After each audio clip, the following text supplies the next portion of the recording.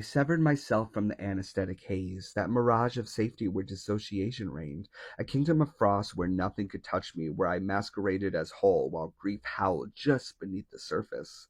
Every wound was exiled before it bled. For years I stood still, a compass without a north, a locked door with no handle, grief circling like a vulture above a body that refused to admit it was dying. For years I was a monument to inertia, a compass stripped of direction, a locked cathedral echoing with unanswered prayers. I wandered the wilderness of my own mind, unmoored, a ghost still breathing. Then grief arrived like a flood, demanding reverence. It carved its name into my chest. I mourned like it was ritual. Grief became narrow, my shadow, my scripture. No, I am not healed completely, but I am healing, luminous in my fragmentation, radiant in the wreckage. Trauma teaches vanishing, teaches you to become absent, to braid silence into your speech, to find shelter in detachment. I called it protection, but it calculated my joy, turned peace into solitude, turned play into performance. Still I endured, still I rise, not into perfection, but into truth. I will never possess the sculpted body they sold in those lies. My parents will never transform into architects of the sky, of safety, and yet I have forged a new life from those broken blueprints.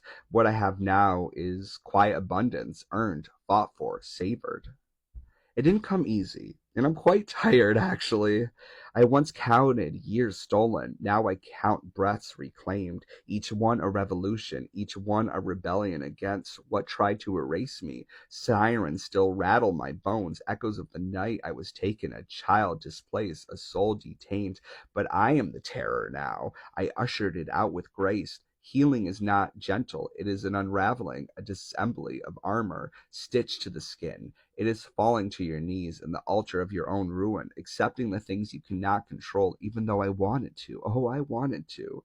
I wept in a thousand languages. Let my sorrow deconstruct me. In that undoing, I was reborn. I no longer flinch at the flood. I opened the door to it. Grief became my twin flame, and I birthed a new version of myself I was never allowed to become. I am still raw, still wounded in places, but no longer voiceless, no longer vanishing. I extend mercy to my faltering hands, to the spoons I drop, to the thoughts that spiral. Where at once I lash myself with shame, I now breathe forgiveness like oxygen, and in that breath, I feel the architecture of becoming. I am learning to trust again, to distinguish wolves from lambs, to accept that love is not a trick, that kindness does not always wear teeth. I was terrified of the world, terrified of its eyes, so I hid, because if they cannot see you, then they cannot destroy you. If they cannot see me, they cannot trigger me. But now I let myself be seen, even if I tremble, even if I break, because healing is not a destination, it is a declaration, and I am declaring that I deserve this life. What happened was not just, it was a crucible, but I have emerged, not unscathed, but undeniably alive. Sometimes you must collapse to be rebuilt. Sometimes you must lay in the ashes to remember you are the fire. I have trained my mind, wrestled my shadows, and whispered love into the rooms where I once screamed. No longer will I be the jailer of my own spirit. I am becoming, I am becoming, I am becoming, I am becoming.